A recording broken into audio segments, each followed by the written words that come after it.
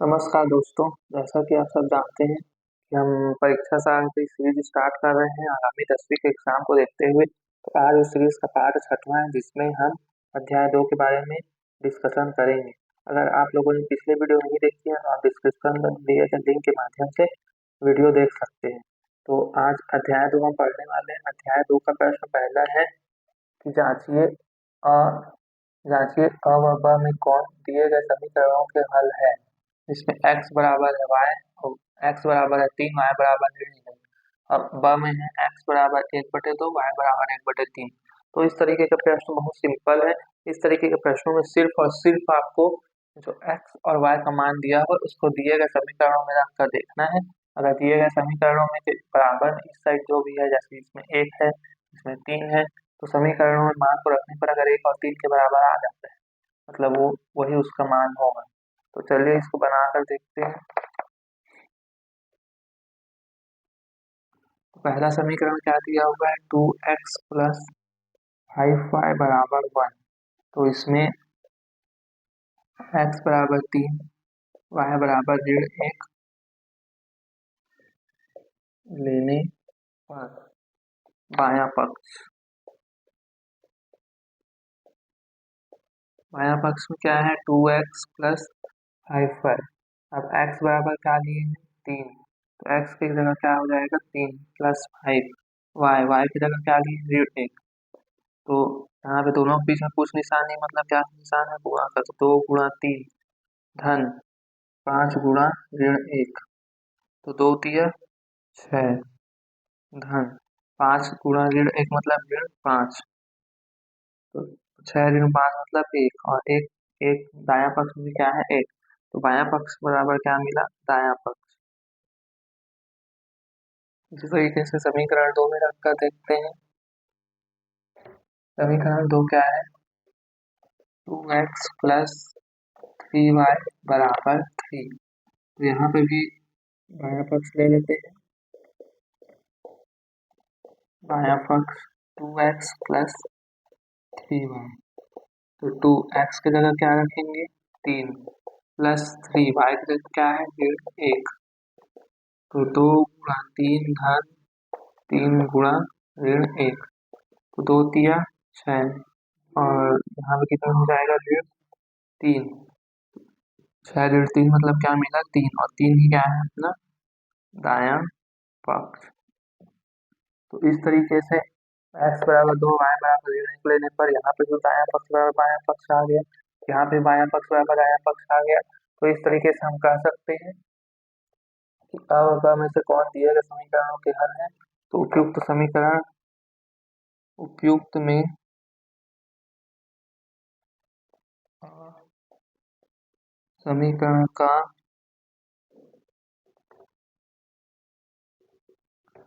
हल होगा। इस तरीके से आपको इस तरीके के प्रश्नों को बनाना है। इसी में दूसरा प्रश्न देख लेते हैं।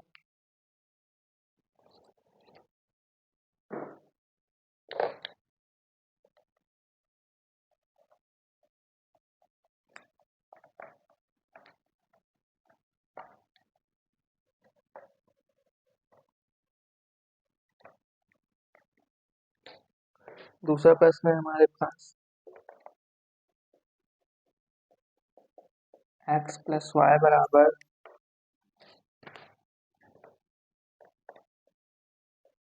5xy और 3x प्लस 2y बराबर 13xy।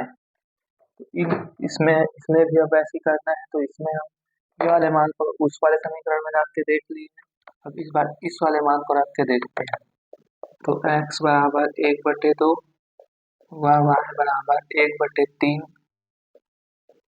लेने पर समीकरण क्या है, x प्लस वाई बराबर 5xy। तो इसमें बायां पक्ष क्या हो जाएगा, x प्लस वाई।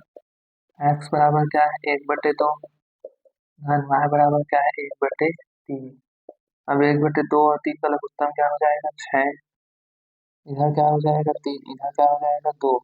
तो 3 और 2 5/6। दायां पक्ष में देखते हैं।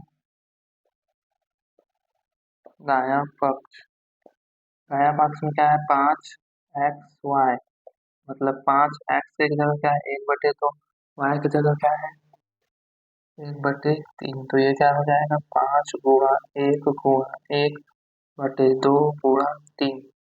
तो कितना हो जाएगा 5 एकम 5 एकम 5, नीचे क्या हो जाएगा 6, और यही क्या है बराबर बायां पक्ष। देखिए बायां पक्ष में क्या आया है 5/6, वैसे दायां पक्ष में क्या आया 5/6 बराबर बायां पक्ष। अब समीकरण दूसरे वाले समीकरण में देखते हैं। दूसरा समीकरण क्या है 3x प्लस 2y बराबर 13xy। तो इसमें ले लेते हैं बायां पक्ष क्या है 3x प्लस 2y। तो 3x की जगह क्या है 1/2 प्लस 2y की जगह क्या है 1/3। तो यहाँ पे कितना हो जाएगा 3/2 धन 2/3। अब इसका क्रॉस गुणा कर सकते हैं। 3 × 3 = 9 धन 2 दूनी 4/3 दूनी 6, तो 9 और 4 13/6। अब इसका दायां पक्ष देखते हैं। दायां पक्ष में क्या है 13xy, मतलब 13x की जगह 1/2 y की जगह 1/3। कितना हो जाएगा 13/6 बराबर बायां पक्ष।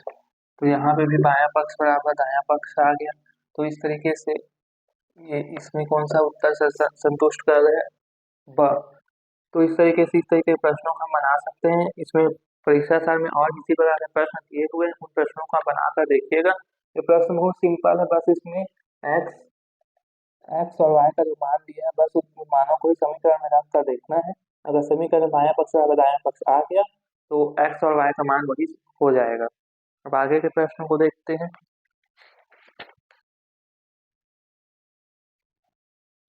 आगे है प्रश्न दूसरा।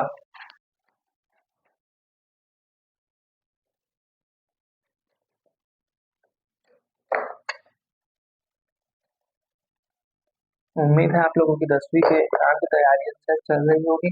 अगर आप गणित में किसी प्रकार की कठिनाई होती है तो आप इस तरीके की सीरीज को देख सकते हैं। इस सीरीज से आपको जरूर ही एग्जाम में फायदा होगा। अगर आप लोगों ने साल भर कोई पढ़ाई नहीं की है तब भी आप इस सीरीज से लाभ उठा सकते हैं।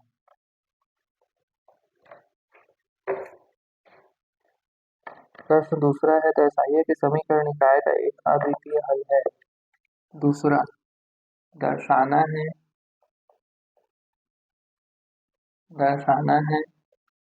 कि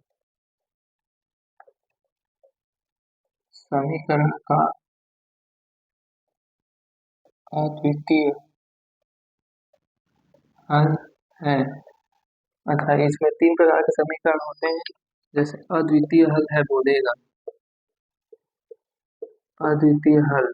तो अद्वितीय हल कब होगा जब a1/a2 b1/b2 और c1/c2, जब a1 a2 बराबर ना हो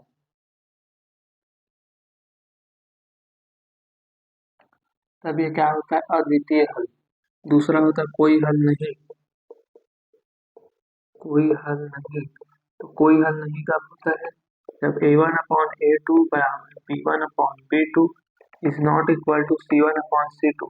अगर इस तरीके का आता है तो उसमें हो जाता है कोई हल नहीं। और तीसरा होता है फिर अनंत अनेक हल। ये वाला परिस्थिति कब निर्मित होता है जब a1/a2 बराबर हो जाए b1/b2 बराबर c1/c2। तो अगर इस तरीके की परिस्थिति निर्मित होती है तो उसको क्या बोलते हैं अनंत अनेक हल। कोई हल नहीं कब बोलेंगे जब a1/a2 बराबर हो b1/b2 के, लेकिन वो बराबर ना हो c1/c2 के। अद्वितीय हल कब होगा जब a1/a2 बराबर नहीं हो b1/b2 के, और c1 c2 का इसमें रोल नहीं बनता। तो अब चलिए फिर प्रश्न नंबर 1 इसमें क्या दिखाना है, दर्शाना है कि समीकरण का अद्वितीय हल है। तो अद्वितीय हल हम कैसे दिखाएंगे जब a1/a2 और b1/b2 अगर बराबर नहीं है, मतलब समीकरण क्या हो जाएगा अद्वितीय हल। तो इसमें समीकरण दिया हुआ है 3x प्लस 5y बराबर 12 और 5x प्लस 3y बराबर 4। ये समीकरण दिया है हमारे पास। अब इसमें कैसे करना है,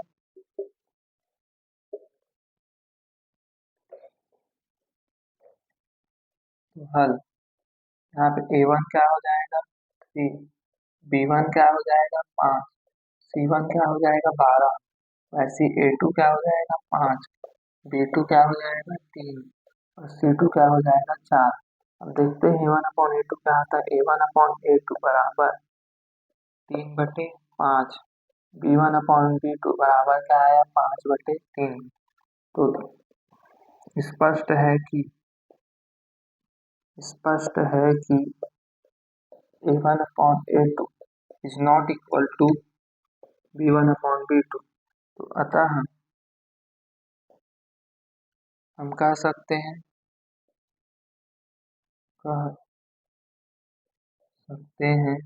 कि समीकरण का अद्वितीय हल होगा। देखिए इस तरीके का प्रश्न एकदम सिंपल है। इसमें A1 सबसे पहले तो A1 B1 C1 A2 B2 C2 निकाल लेना है। A2 B2 C2 A1 B1 C1 निकालने के बाद क्या करना है, A1/A2 का मान निकालेंगे, B1/B2 का मान निकालेंगे। अब ये स्पष्ट दिख रहा है कि 3/5 5/3 दोनों बराबर है क्या, नहीं है। तो स्पष्ट है कि A1/A2 is not equal to B1/B2। तो शर्त क्या है, अद्वितीय हल का A1/A2 बराबर नहीं होना चाहिए B1/B2 के, जो कि यहाँ से स्पष्ट है। तो हम कह सकते हैं कि समीकरण का अद्वितीय हल होगा। तो इस तरीके के प्रश्न एकदम सिंपल है। उसके बाद फिर अगला है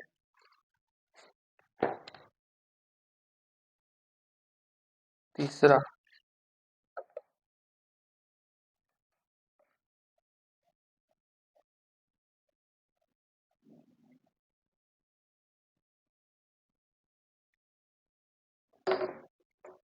तीसरा क्या है, के किस मान के लिए निम्न के समीकरण निकाय का कोई भी हल न हो।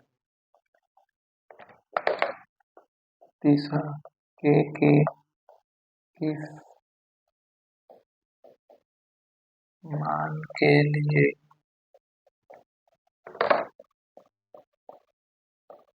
समीकरण निकाय का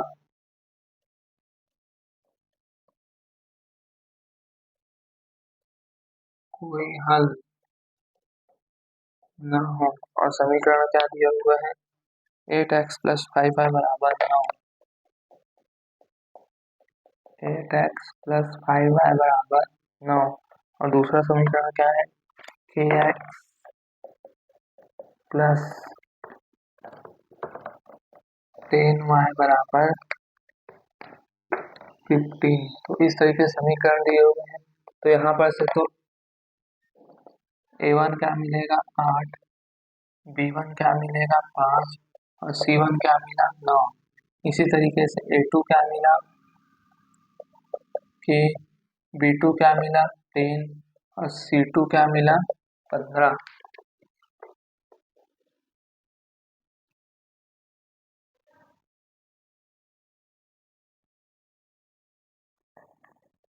उसके बाद फिर क्या दिया हुआ है कि कोई हल ना हो। तो कोई हल ना हो का शर्त क्या है, A1/A2 इज इक्वल टू, चूंकि प्रश्नानुसार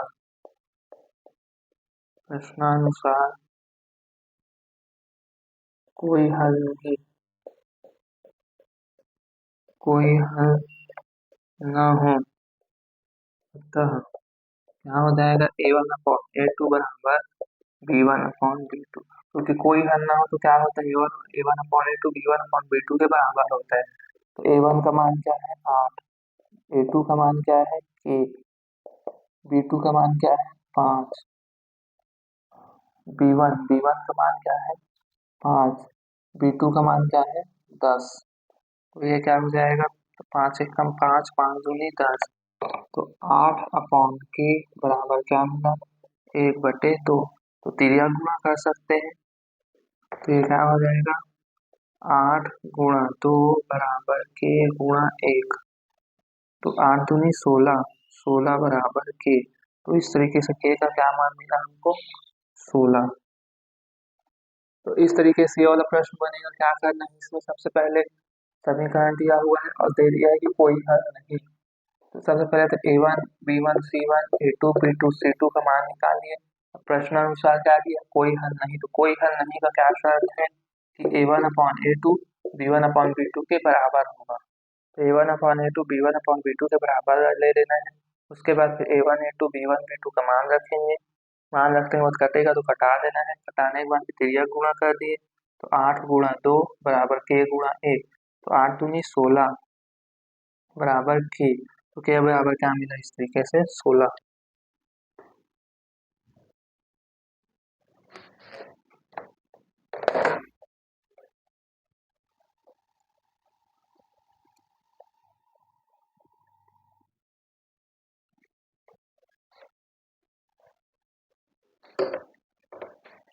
अब है अगला प्रश्न। अच्छा, इसी में और भी प्रश्न दिए हुए हैं। इस तरीके के प्रश्नों को आप बना सकते हैं। इसके बाद देखते हैं प्रश्न चौथा। k का मान ज्ञात कीजिए यदि सरल रेखा k का मान ज्ञात कीजिए यदि एक सरल रेखा यदि एक सरल रेखा 2x minus ky 2x minus ky बराबर 9 बिंदु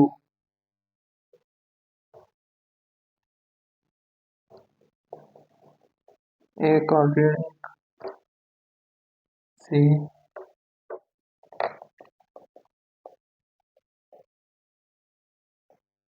गुजरती है। अब देखिए समीकरण क्या दिया हुआ है, 2x माइनस ky बराबर 9। और इसके बाद क्या बोला है कि सरल रेखा 2x माइनस ky बराबर 9 बिंदु एक ऑर्डिनेट से गुजरती है। क्या बोल दिया है कि बिंदु एक ऑर्डिनेट से गुजरती है। तो बिंदु से गुजरती है मतलब क्या होगा, जैसे अगर ये कोई सरल रेखा है, यहाँ पर कोई बिंदु है, क्या बिंदु है, एक और एक और कोई बिंदु है जहाँ से ये सरल रेखा गुजर रहा है। तो ये बिंदु का जो भी निर्देशांक होगा वो इस सरल रेखा के समीकरण को संतुष्ट करेगा। समीकरण को संतुष्ट करेगा मतलब यहाँ पे ये जो इस साइड का जो ये लिखा है वो किसका मान, x का मान है, मतलब x वाला निर्देशांक है। ये किसका निर्देशांक है, y का निर्देशांक है। तो x और y की जगह में यही वाले मानों को रखेंगे। तो ये जो समीकरण में जो बायां पक्ष है और दायां पक्ष दोनों बराबर हो जाएंगे। तो यहाँ पे चूंकि ऑलरेडी वो दे दिया है कि समीकरण की बिंदु से गुजरता है,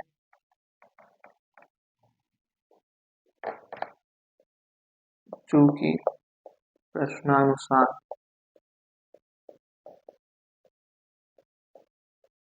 रेखा